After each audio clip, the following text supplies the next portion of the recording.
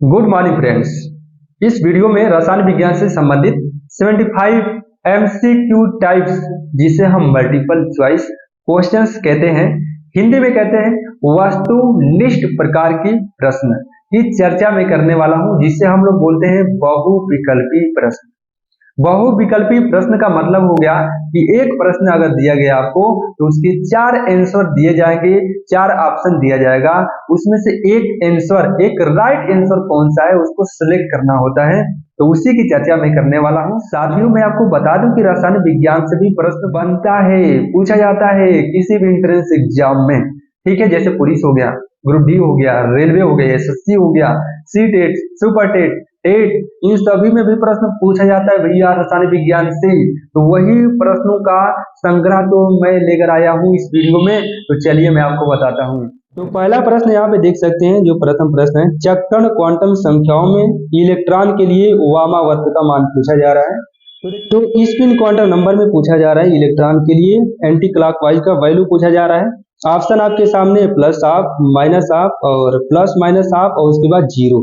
इसका राइट जवाब क्या होगा? इसका राइट आंसर होगा माइनस हाफ, क्योंकि इलेक्ट्रॉन की जो डायरेक्शन होती है, दो डायरेक्शन होती है, एक होता है क्लॉकवाइज, एक होता है एंटी क्लॉकवाइज। क्लॉकवाइज डायरेक्शन के लिए जो इलेक्ट्रॉन का मान होता है, स्पिन जो होती है प्लस हाफ होता है, और जो एंटी क्लॉकवाइज के लिए जो मान होता है वो होता है माइनस हाफ। तो आंसर आपका क्या हो गया? अगर वामा वर्ग के लिए पूछ रहा है तो आंसर हो जाएगा माइनस हाफ। अगला प्रश्न है कि 3D5 के लिए n प्लस यल का मान क्या होगा? तो n प्लस यल का मान बताने के लिए आपको प्रिंसिपल क्वांटम नंबर और एजीमुथल क्वांटम संख्या को ध्यान में रखना होता है। और जब मैं क्वांटम संख्या पढ़ाया था तो उसमें आपको बताया था कि n का मान 0 को छोड़ करके कोई भी पूर्णांक संख्या हो सकता है। ठीक है, 1 2 3 4 5 etc। और यल का जो मान होता है एसपीडीएफ के लिए, देखिए एस पी डी और एफ के लिए जो वैल्यू होता है 0 1 2 और 3 होता है। तो यहाँ पे कौन सा ऑर्बिटल दिया गया है? डी ऑर्बिटल दिया गया है। तो डी ऑर्बिटल के लिए जो मान होता है यल का 2 होता है, और यहाँ पे एन का मान कितना दिया है? 3 दिया है, यानी 3 + 2 = 5। तो आंसर आप सेलेक्ट करेंगे 5। अगला प्रश्न हम आपको दिखाते हैं, देखिए अगला प्रश्न है कि मार्बल का रासायनिक सूत्र क्या होता है? Option CaSO3, CaSO4, CaCO3, CaSO4, 2H2O। इसका राइट जवाब क्या है? Calcium carbonate. कैल्शियम कार्बोनेट को हम मार्बल कहते हैं। आगे देखिए, हाइड्रोजन के कितने समस्थानिक होते हैं? तो हाइड्रोजन के 3 समस्थानिक होते हैं। एक होता है, क्या होता है? प्रोटियम होता है, एक ड्यूटेरियम होता है, एक क्या होता है? बोलिए, ट्राइटियम होता है। ठीक है, तो एक होता है आपका प्रोटियम, ड्यूटेरियम, एक होता है ट्राइटियम। 3 समस्थानिक होते हैं। आगे हम देखते हैं कि कौन सा प्रश्न है। अगला हमारा प्रश्न है कि लिथियम आयन, केवल लिथियम की बात नहीं हो रही है, लिथियम आयन की बात हो रही है, अर्थात 1 इलेक्ट्रॉन डोनेट किया होगा तभी इस पर पॉजिटिव चार्ज आया होगा। तो पूछ रहा है कि यह अनुचुंबकी होगा कि प्रतिचुंबकी होगा कि दोनों होगा या लव चुंबकी होगा।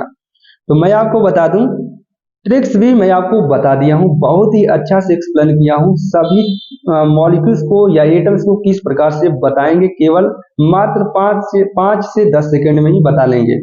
तो यहाँ पे देखिए, सम और विषम के बारे में बताते हैं। जब सम संख्या होता है तो प्रतिचुंबकी होता है, जब विषम होता है तो क्या होता है? अनुचुंबकी होता है। तो यहाँ पे लिथियम का एटॉमिक नंबर 3, 3 में से 1 गया, कितना बचेगा? 2 बचेगा। 2 सम संख्या है, इवन नंबर रहेगा, तो क्या होगा? डाईमैग्नेटिक होगा, मतलब प्रतिचुंबकी होगा। अगले प्रश्न की मैं बात कर रहा हूं, निम्न में से किसकी श्रृंखलन क्षमता सर्वाधिक है? निम्नलिखित में से पूछ रहा है कि कैटिनेशन किसकी ज्यादा होगा? ऑप्शन है सिलिकॉन या स्टेनस या प्लम्बस या कार्बन। तो इसका राइट जवाब होगा कार्बन। अगला हम प्रश्न की चर्चा करते हैं। अगला प्रश्न है कि वर्ग थर्ड ए के तत्वों का सामान्य ऑक्सीकरण अवस्था क्या होगा? तो देखिए, इसका ऑप्शन दिया है +½ +2 +3 +4। तो इसका आंसर होगा +3। आवर्त सारणी के पी ब्लॉक को कितने समूहों में बांटा गया है? तो पी ब्लॉक की बात हो रही है, तो पी ब्लॉक को 6 ग्रुप में बांटा गया है। ठीक है, तो इसका आंसर हो जाएगा आपका 6। थर्ड से स्टार्ट होता है और जीरो ग्रुप पे समाप्त हो जाता है। आगे देखिएगा, आधुनिक अवध सरणी में कुल तत्वों की संख्या कितनी होती है? ऑप्शन है 112, 114, 118, 120। इसका राइट जवाब क्या है? तो 118। क्या है? 118। आगे देखिए, बहुत नॉर्मल प्रश्न पूछे जाते हैं। आप अगर इस सीरीज को कंप्लीट देख लेते हैं तो हमें उम्मीद होगी कि आप बहुत अच्छा परफॉर्मेंस कर सकते हैं।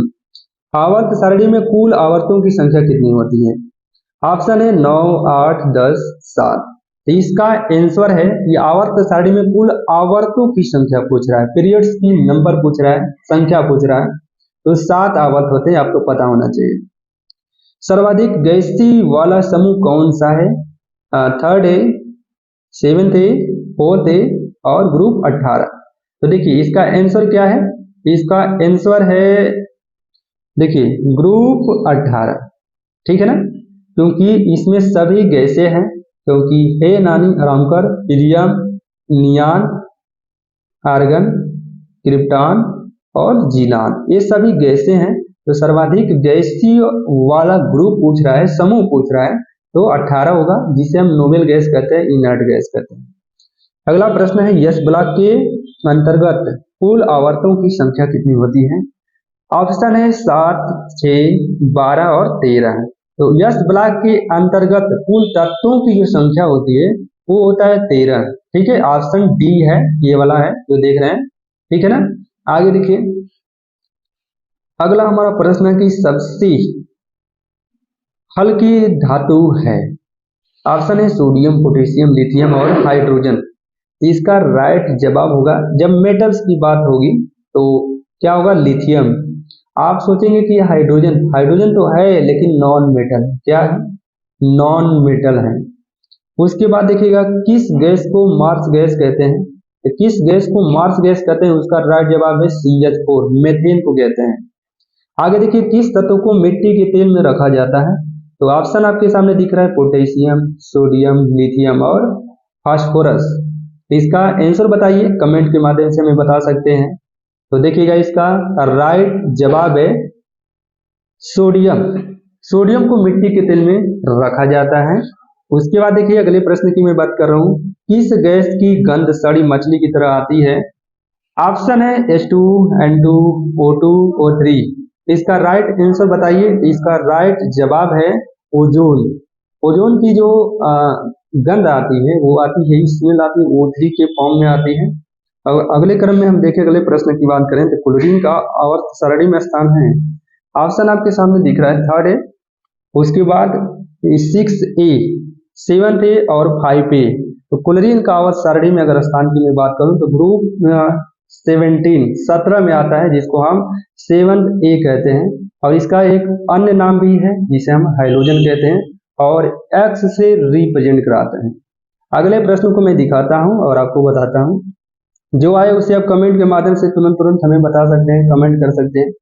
प्रारूपिक तत्व किस ब्लॉक के तत्वों को कहते हैं? प्रारूपिक तत्व, ऑप्शन है yes block, P block, S and P block और उसके बाद डी ब्लॉक।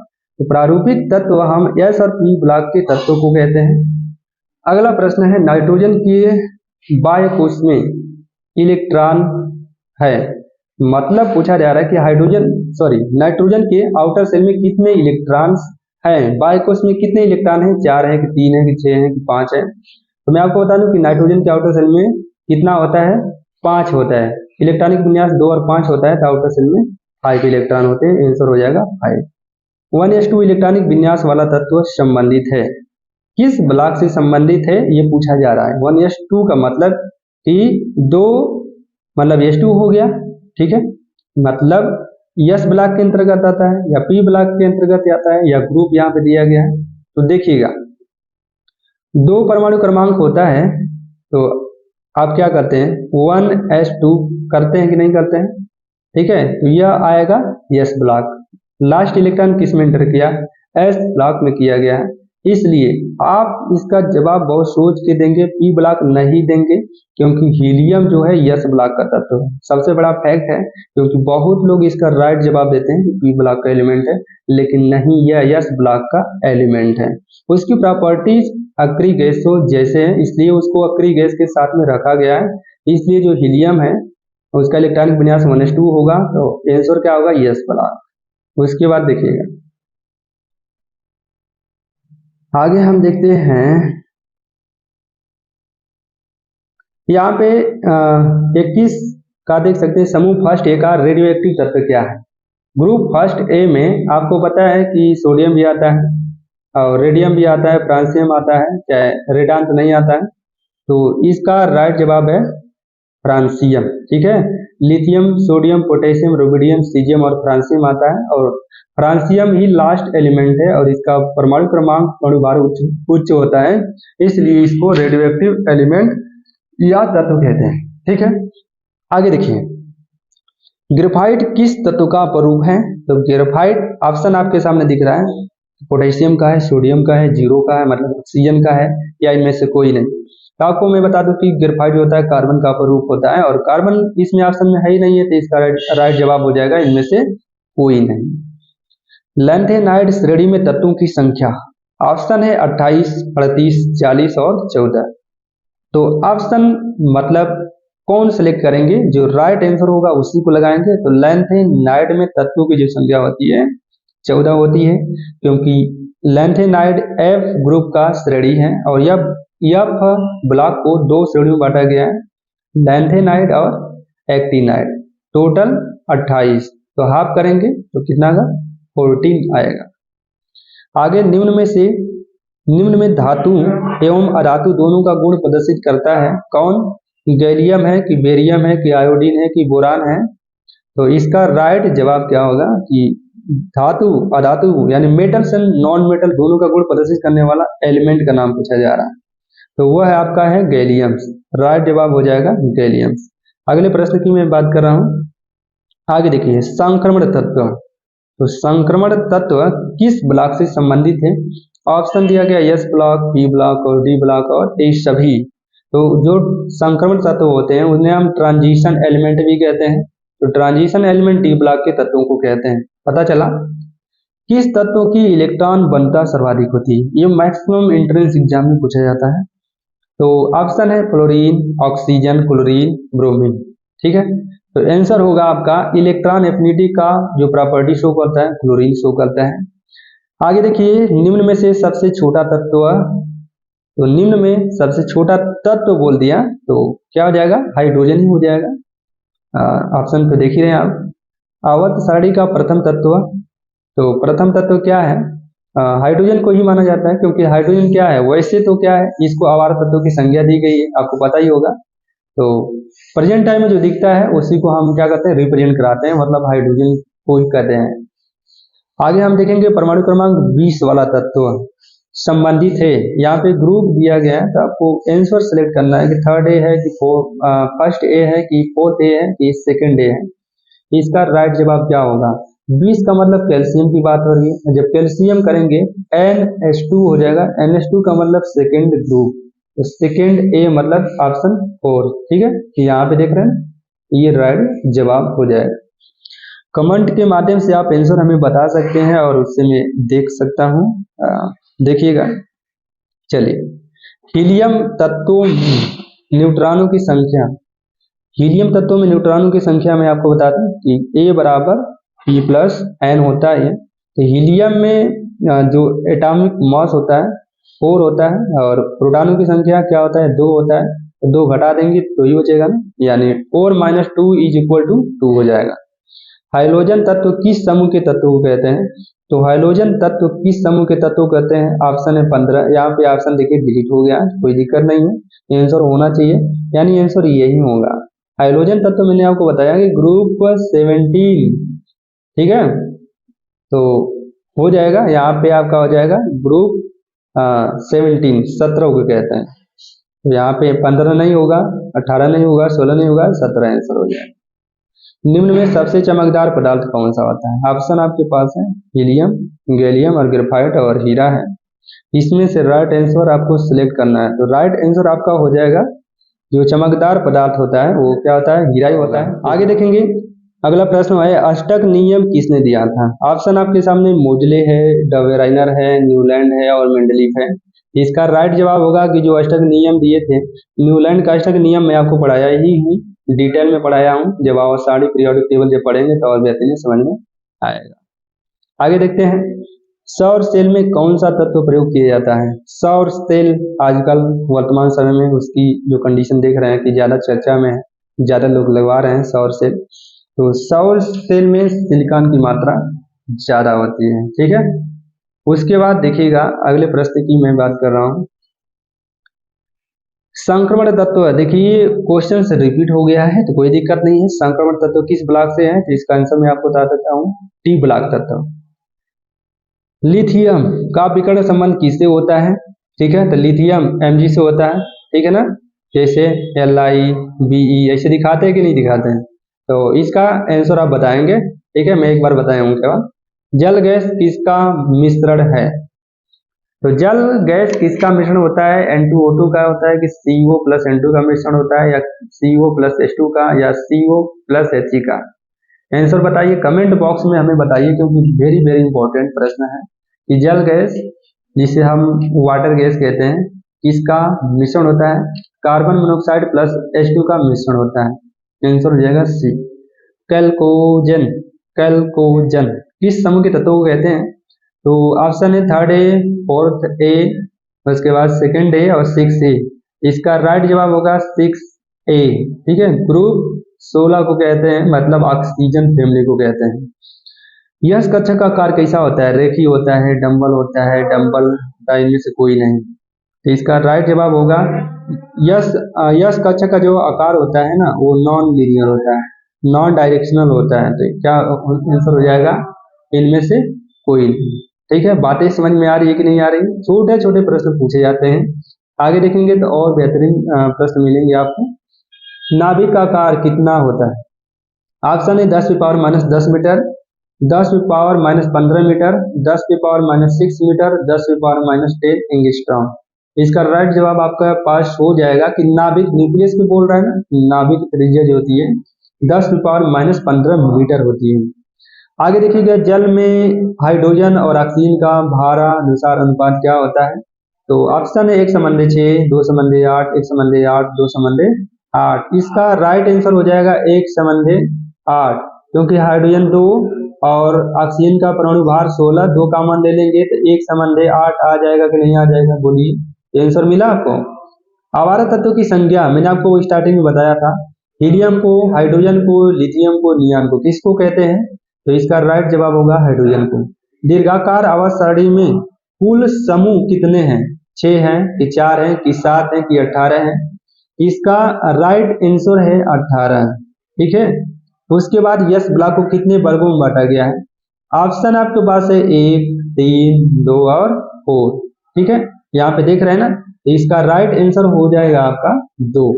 आगे देखिए अगले प्रश्न की मैं बात कर रहा हूँ, तो लास्ट स्लाइड है और यहाँ पे देख सकते हैं सर्वाधिक गैसीय तत्वों वाला समूह कौन सा है? ऑप्शन आपके सामने दिख रहा है 15, 16, 17 और 18, ठीक है। तो सर्वाधिक गैसीय तत्वों वाला समूह की अगर मैं बात करूं तो 18 ही है, क्योंकि ये रिपीट भी तो हुआ है। मेंडलीव के अनुसार तत्वों का मूल लक्षण नहीं है। ऑप्शन आपके सामने परमाणु क्रमांक, द्रव्यमान संख्या, ये दोनों इनमें से कोई नहीं। मैं जब आपको मेरिट और डीमेरिट पढ़ाया था मेंडलीव का, तो उसमें मैं एक्सप्लेन किया था कि जो मेंडलीव का नियम या जो रूल्स है, जो आवर्त सारणी का नियम है, वो परमाणु भार पे आधारित है, ठीक है ना। तो आप कहीं से इसको सिलेक्ट कर सकते हैं कुछ समय तक। द्रव्यमान संख्या मतलब एटॉमिक मास, परमाणु भार पे आधारित था, ठीक है ना। तो अगला प्रश्न देख लीजिएगा, लास्ट मेरा प्रश्न है, 2, 8, 18, 32 मैजिक नंबर किस ब्लॉक से संबंधित है? तो यह है, मैं तो नहीं बताऊंगा, चलिए S block, P block, D block, F block. मुझे पता चलना चाहिए कि आप 75 प्रश्न का आंसर प्रश्न देखें कि नहीं देखें। तो इसका जवाब आप हमें कमेंट के माध्यम से बताएंगे। एक प्रश्न मैं आपको छोड़ रहा हूं जो कि मैं बताने जा रहा था लेकिन बताऊंगा नहीं, कि 2, 8, 18, 32 मैजिक नंबर किस ब्लॉक से संबंधित है? S block, P block, D block, F block. तो आपको केवल लिखना है, और यस ब्लॉक का होगा तो यस लिखना है, पी ब्लॉक होगा तो पी ब्लॉक लिखना है, डी ब्लॉक होगा तो डी, एफ होगा तो एफ। और इसमें आपको थोड़ा सा हिंट दे रहा हूँ, एफ तो होगा ही नहीं, ठीक है, डी भी नहीं होगा। अब यस और पी में से ही आपको बताना है। अब हिंट मिल गया, तो राइट जवाब का इंतजार रहेगा। तो मिलते हैं नेक्स्ट वीडियो में नए कॉन्सेप्ट नए टॉपिक के साथ।